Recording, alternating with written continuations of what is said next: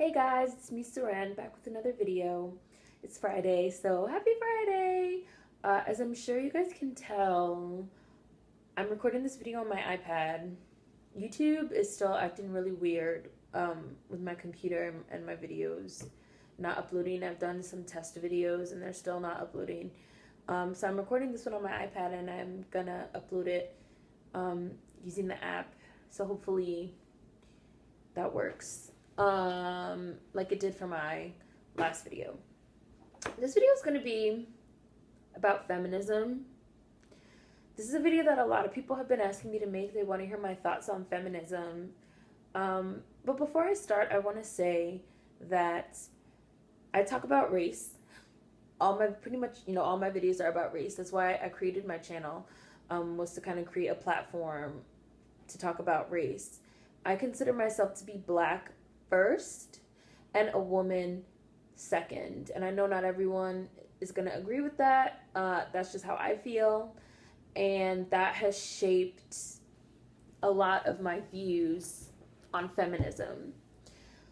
For a long time, I didn't really understand what the big deal was around feminism and these emotions that the word feminism drummed up in people. I was one of those people that felt like, well, feminism is just, like wanting shit to be equal between men and women. It was very cut and dry. Like that was as deep as it got for me. And then when I started, doing some more research and things like that and really like getting more into, some critical feminist theory and stuff like that, then it kind of like, woke me up to a lot of the issues and the problems that do exist within the feminist movement. And, it's weird because like, I also feel like feminism is really intrinsically tied to whiteness, which is unfortunate. So now you kind of have like womanism, which that's like the black women and black feminists and also, women of color and things like that. But like I said, for me, for a really long time, feminism wasn't about color and about race. It was about gender. And then I had people tell me like, well, you can't be a feminist because you're Black. And I'd be like, well, what are you talking about? Like, I can't be a feminist because I'm Black. So I'm going to read you guys some quotes. This is how I'm going to pretty much start off my video. Audre Lorde, a very famous feminist, she wrote in her book, Age, Race, Class, and Sex, Women Redefining Difference. And you guys know that I'll have, Amazon links or whatever in the description box if you want to buy any of the stuff I'm going to quote in this video. Audre Lorde says, "Some problems we share as women, some we do not. You fear your children will grow up to join the patriarchy and testify against you. We fear our children will be dragged from a car and shot down in the street, and you will turn your backs upon the reasons they are dying." Right? Really powerful. Really, really, really powerful stuff. And a similar quote that I have here: "White women's feminisms still center around equality. Black women's feminisms demand justice. There is a difference. One kind of feminism focuses on the policies that will help women integrate fully into the existing American system. The other recognizes the fundamental flaws in the system and seeks its complete and total transformation." And that's Brittany Cooper via her piece, Feminism's Ugly Internal Clash: Why Its Future is Not Up to White Women. And I feel like those two quotes really, they say it all. Like that says it all. Black feminism or womanism and white and or Western feminism are two intrinsically different entities. They're two different beasts, they're not the same. Black women are fighting for not just equality, but justice, but recognition, but, we're fighting for our humanity, in a sense, because we are Black, you know, because we are other, we are the minority, you know. So it's like, and white women are not fighting for that. White women are not fighting for that. They're already white. They're already seen as equal. I mean, I guess not equal, of course, to white men, but they're already white. So they already kind of have a leg up. As I've said in so many other videos, Black women are really at the bottom of the food chain. We're not men and we're not white. So, you know, it's just, it's a double whammy for us of what we're fighting for. And that makes our causes intrinsically different. So I have a lot of issues and I take a lot of offense with white women that say, well, race shouldn't matter. It should all be about gender. That really, really bothers me. That really, really bothers me. And I just feel like it's because race is intrinsic to who I am. As I just said, I consider myself to be Black first and a woman second. Because 9 times out of 10, when someone looks at me, they see a Black person. When they look at me, they see a nigger. Like, they don't necessarily see a woman. So how can I say that I'm fighting for women's rights? You guys get what I'm saying? And one of the reasons why this is really hard for white feminists to understand is because they are white and they do benefit from white privilege, and they do benefit from race and whiteness being invisible and being something that they largely don't have to think about, don't have to wonder about, don't have to fight for. It's just not a part of their movement. Agent Carter, perfect example. You have white women and you have white feminists that say, well, this show is a great example of feminism. It's a wonderful example of Peggy Carter, you know, fighting against the patriarchy and fighting against, you know, misogyny and fighting against cultural norms. It's fine that there are no Black people. It's fine that there are no people of color, even though we know that Black people and other people of color were certainly present in the United States in 1946. It's fine because we're getting this strong feminist perspective.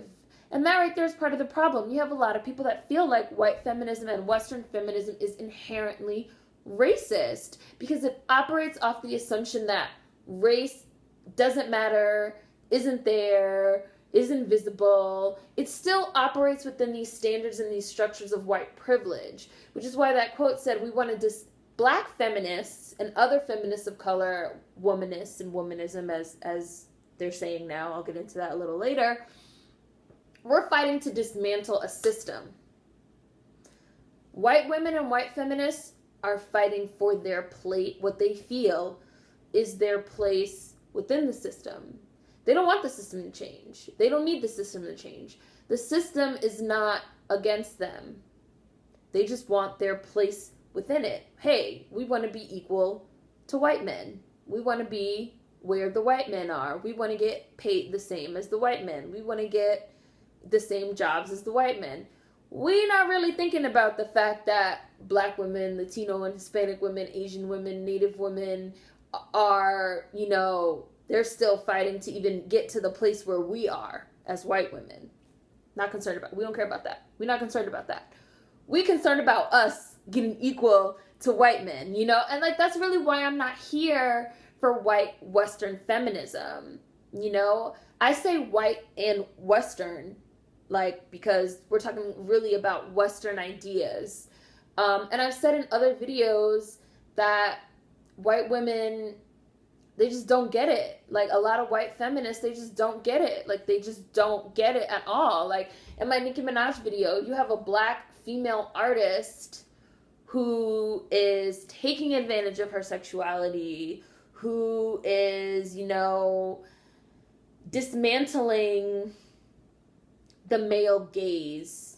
You know, in her Anaconda video, Nicki Minaj fucking puts the banana down her throat and then she chops it. You know, that was a very strong, you know, like patriarchy symbolism.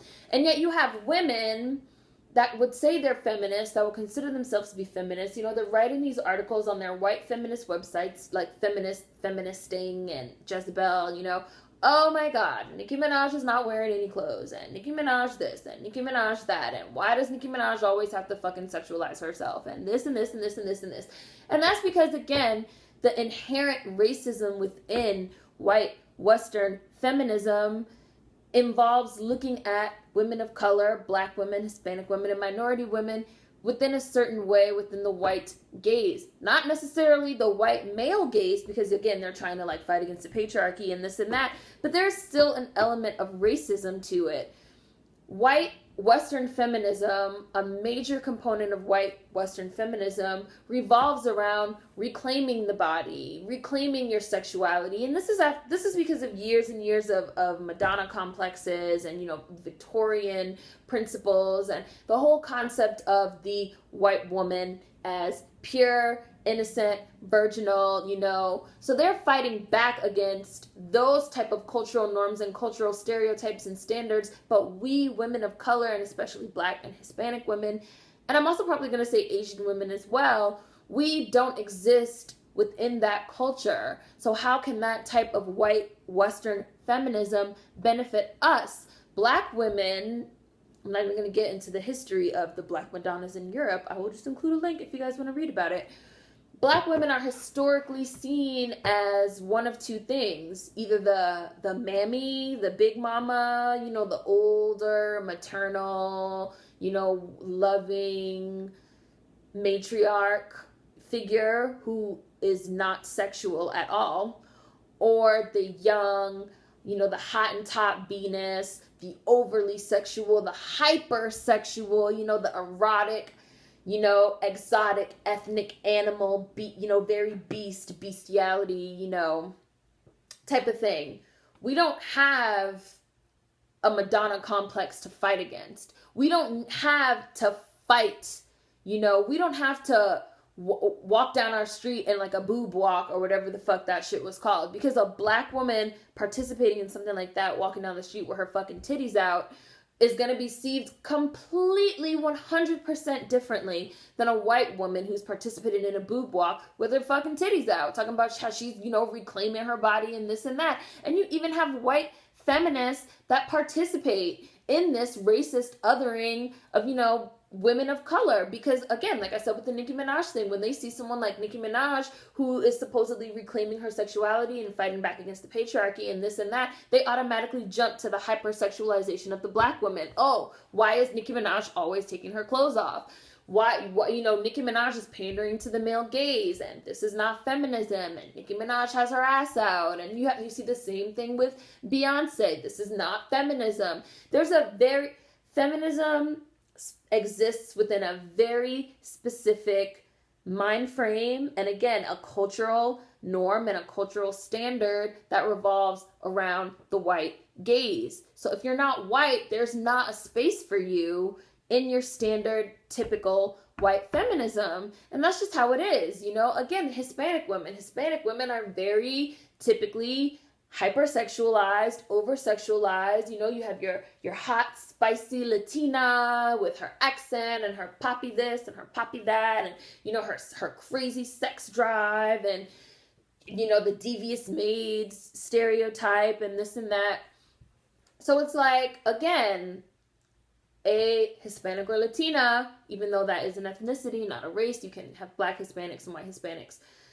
Not going to get too deep into that right now, but when you have, you know, your standard Hispanic or Latina, let's say that considers herself to be a feminist, that says, hey, this is me, you know, reclaiming and fighting against the patriarchy, that's going to be seen in a completely different light than if she were white. And you will have white women and white feminists, again, who still, you know, are a part of that white privilege and that white supremacist system, who are going to be like, oh, well, like, look at this, you know, look at this fucking Spanish bitch with her fucking titties out and her this and her that. That's not feminism. That's not fighting against the patriarchy. Everything she does is pandering to the male gaze. Like, I remember that was a very common criticism of Beyonce and Beyonce's last album and her videos, was that she's pandering to the male gaze and she's pandering to the male gaze and everything is so hypersexual and overly sexual. And it's like, why does Beyonce have to be pandering to the male gaze? Why can't she be reclaiming her sexuality for herself which she says multiple times. Multiple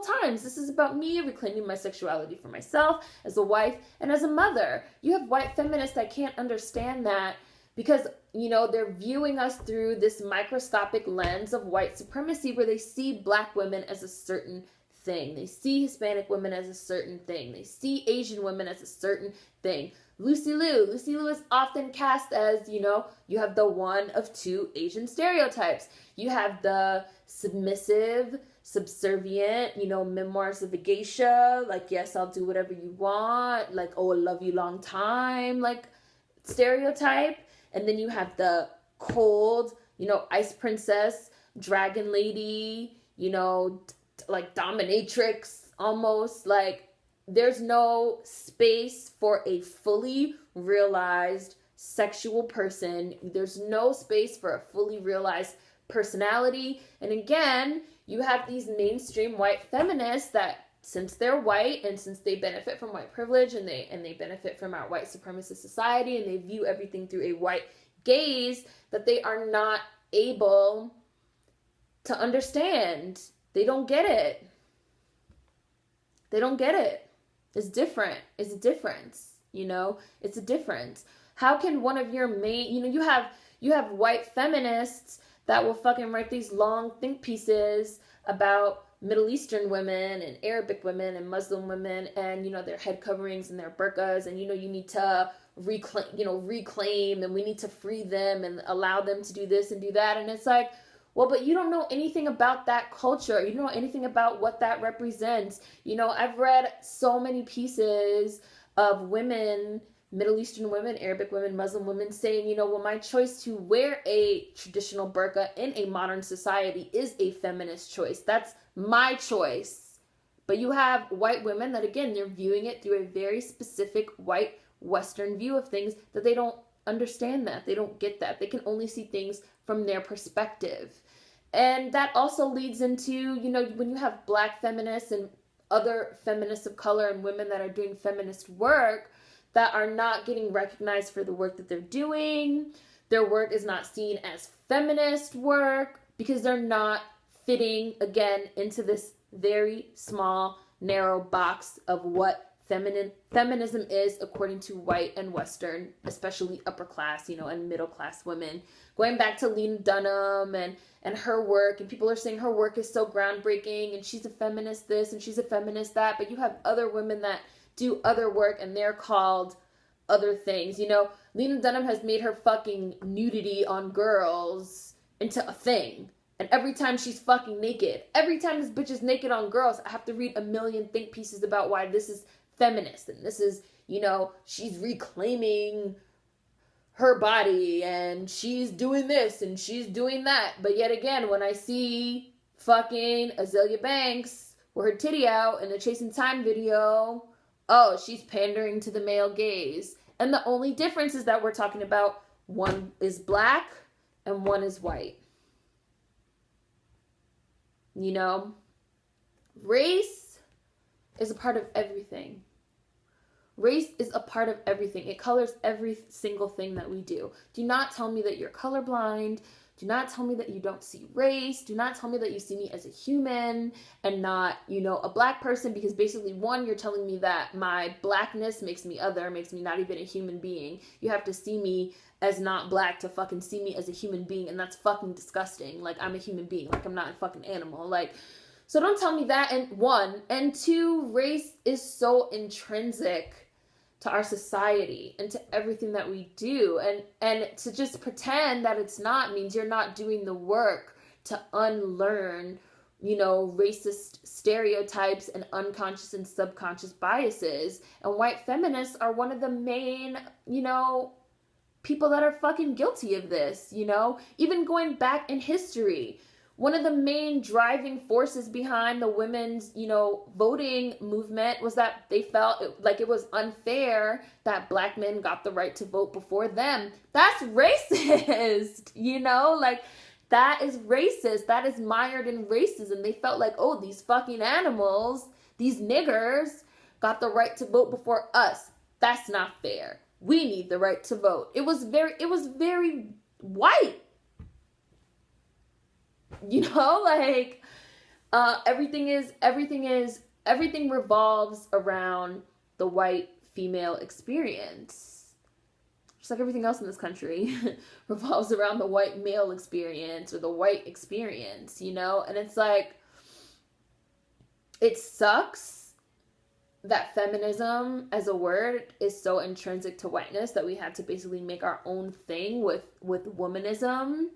But then you have, you know, white female feminists that don't even want to do the work. They don't, like I said, they don't want to work to unlearn anything. Like, because like I've said in other videos, when you admit that there's a problem, you have to admit your own culpability within the system. You have to admit your own culpability within a system that marginalizes Black women and women of color, and doesn't listen to us, and doesn't listen to our experiences, and doesn't take our experiences and our culture into account. Again, there's a real cultural illiteracy. How can you organize a boob walk that's about, you know, freeing the boobies and reclaiming sexuality, and then the very next day turn around and write a think piece about how fucking Anaconda is about pandering to the male gaze? There's a cultural illiteracy there. You know, there is a definite cultural illiteracy and a writing and a framing of your whole movement around white female experiences. And I don't fucking have no white female experience. I don't know what it's like to be a fucking white woman, you know, just like I said in my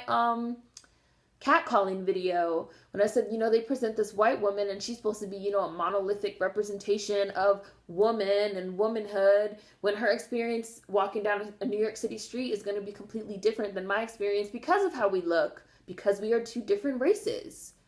That's life. There's nothing wrong with that. There's nothing wrong with that. You have people that are like, we're all the same and this and that. Like, there's nothing wrong with accepting that we're different. The work has to come in saying, well, we're going to try to be inclusive of everyone. We're not just going to say we're all the same. We're going to say, okay, we're different. We have different experiences. Let's try to include everyone within this movement. But they don't want to do that. You know? Just the whole movement revolves around the white female experience. And if you don't have that, there's not a place for you, you know? And the things that we want to fight for are intrinsically different. White women don't have to worry about getting shot by the police the same way that we do. Are white people shot by the police? Yes. Is it in the same amount as Black people and other people of color? No. White women don't have to worry about being fucking stopped and frisked in the airports. We do. That is a part of our Black female experience. That is a part of the Middle Eastern woman's experience. I can't tell you guys how many times I've been stopped in an airport and had them say, I have to look inside your hair. That will never happen to a white girl. Her white female experience is not going to be the same as mine, so her brand of feminism is not going to be the same as mine. And yes, it is because of race. It is. And culture. And cultural differences. You know? We are fighting to be still recognized not just as women, but as Black women, as Middle Eastern women, as Asian women, as Hispanic women, as women of color. We're not just fighting for equality, as they say. We are also fighting for justice. It's a different fight. It's 100% a different fight. And when you try to explain this to white feminists, so many of them get so defensive. Oh, why do you have to see race? Why do you have to see race? Why do you have to see race? I don't see race. You don't see race because you're white and your whiteness isn't visible, bitch. Like, what the fuck are you even fucking talking about? What are you talking about? And I have another one here that I really liked a lot that I'm going to read to you. Another quote. I declared myself a womanist when I realized that white women's feminism really didn't speak to my needs as the daughter of a Black single domestic worker. I felt that historically, white women were working hard to liberate themselves from housework and childcare, while women of color got stuck cleaning their kitchens and raising their babies. When I realized that feminism largely liberated white women at the economic and social expense of women of color, I knew I was fundamentally unable to call myself a feminist. And that's Taigi Smith from her book Colonize This, Young Women of Color on Today's Feminism, which came out in 2001 and is still relevant, you know, today. You know, that makes another great point. You have women that You know, oh, we want to get out of the home. We want to get into the workplace. We want to do this. We want to do that. So we're going to hire, you know, Mexican women to clean our homes. And we're going to hire Black women to look after our kids. And we're going to hire, you know, we're going to hire women of color and people of color. We're going to hire fucking Mexicans and Hispanics to fucking do our lawn work. And, you know, we're going to hire this person for this. And we're going to hire this person for that. So there's like no cognizance. There's no awareness of the fact that, you know, what you're trying to quote unquote liberate yourself from, you're subjecting another woman to do that. Because what, you like don't see that person as a woman because they are Black or Hispanic or whatever, you know? There's just a real lack of self-awareness within the white Western feminist movement. A real lack of self-awareness. And not to say, you know, that staying home or being in the home or doing domestic work, you know, I'm a huge advocate for domestic workers' rights. There's anything wrong with that? Because I don't think that there is anything wrong with that. Fucking do you, get in where you fit in, fucking get your money, honey. But it's like, there's just again, there's a lack of self-awareness. We want to liberate ourselves from the home. So we're going to like have the Spanish shit come and like clean our houses because that's like all Spanish women are good for type shit. You know? Again, it all comes down to race and racism and how racism is really ingrained and has been from day one within the white Western feminist movement. You know? I'm going to read you guys some definitions and then I'm probably going to close it off because this video is getting really long and I feel like I've pretty much said how I feel about it. Womanism versus feminism. Womanism is a social theory deeply rooted in the racial and gender oppression of Black women. You know? Very simple, very easy. Excuse me. The feminist movement refers to a series of campaigns for reforms on issues for women, such as reproductive rights, domestic violence, maternity leave, equal pay. You know, in equal pay, white women will be like, oh, well, we make, whatever the fuck the stat is, we make 75 cents to the man's dollar. We should make $1. But white women and white Western feminism and women's feminism and shit like that, they will never say, oh, but the black woman makes 60 cents to the white woman's 75. The native woman makes 50 cents. Now, don't quote me on these numbers. Like, I'm just making my point. Like, the native woman makes 50 cents to the white woman's 75. The Hispanic woman makes 35 cents to the white woman's 75. Like, there's never any mention of the fact that because we are women of color, we're even lower on the totem pole. It's just all about white women, white women, white women, white women, white women, and white women, in case you forgot. Like, you know, women's suffrage, sexual harassment, and sexual violence. And as I've said, a lot of white feminist movement, again, frames these conversations about sexual harassment and sexual violence around Black and brown bodies, around Black and Hispanic men, and how they're fucking sexual deviants and how violent they are. You know, you have these movements that call themselves no holla back. You know, they appropriate this African American slang vernacular, and there's just like a lot of association of Blackness with being a problem. You know, whenever you have fucking white girls doing these like sketches, when someone tries to holla at them or they're sexually harassing them, they always using this like slang and this street vernacular. Oh, what's up, man? You know, I'm trying to holla at you, you know, woo, woo, woo. There's never the connection made between, you know, white male rage, which is a real thing that I am planning on making a video on. There's never a connection made between, you know, white male rage and sexual harassment and sexual violence. It's always framed around, you know, people of color, bodies of color, Black and brown bodies, always. Again, the racism is ingrained. It's ingrained. It's embedded. And you have white people and white women that don't want to look at feminism and at our systems and at our society and say, you know, wow, we have a real issue that maybe we need to address. Because it's so hard. Oh, I know, Agent Carter doesn't have any Black women or any POC, but look, we have a white woman and she's doing awesome, so we should just all be happy, yay! Like, no. know. So I have tons of links here. There's some stuff here about the Solidarity is for White Women hashtag, which I loved. It was made by Mickey Kendall, who also did the historic POC hashtag that I did not love, as you guys saw in my last video. But the Solidarity is for White Women hashtag was really great. It basically just talks about how, you know, white and Western feminism was built on the backs of disrespecting women of color and people of color. You know, and then they want to say, oh, solidarity, women don't support other women. And it's like, well, you built your whole movement out of racism. So, no, we don't fucking respect you. We will not piss on you if you are on fire.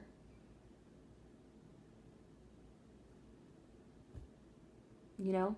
So at the end of the day, I'm still grappling personally with what I self-identify as. I guess a womanist would be the most appropriate. I like Black feminists also. I go out of my way to say white Western feminism because I don't like saying just feminism to mean white feminism, because again, you're kind of making the case that fucking whiteness is invisible, you know? Like, whiteness is not fucking invisible. Whiteness is not the standard. Whiteness is not the norm, you know? If it has to be fucking Black feminism, then y'all gonna be white feminism, you know? If it has to be fucking Black History Month, y'all gonna be White History Month. Like, so I would probably say that I self-identify as a Black feminist. Again, Black first, woman second. And that's it. And those are just my feelings on it. So, since I recorded this on the iPad, it's probably going to take like 19 hours to upload. So, pray for me. And hopefully you guys enjoy this one. Hopefully it answers your questions. I got like so many requests asking me what are my thoughts about feminism and stuff like that. And my thoughts about this are really still evolving because I don't really... My thing is race. My thing is race. My thing is not feminism. So my thoughts are still changing and evolving a lot as I learn more. But hopefully you guys enjoyed this one. I know it's a long one, sorry. But at least it's Friday. Happy Friday. Hope you guys have a good weekend. See you next week. Food for thought as always. Peace.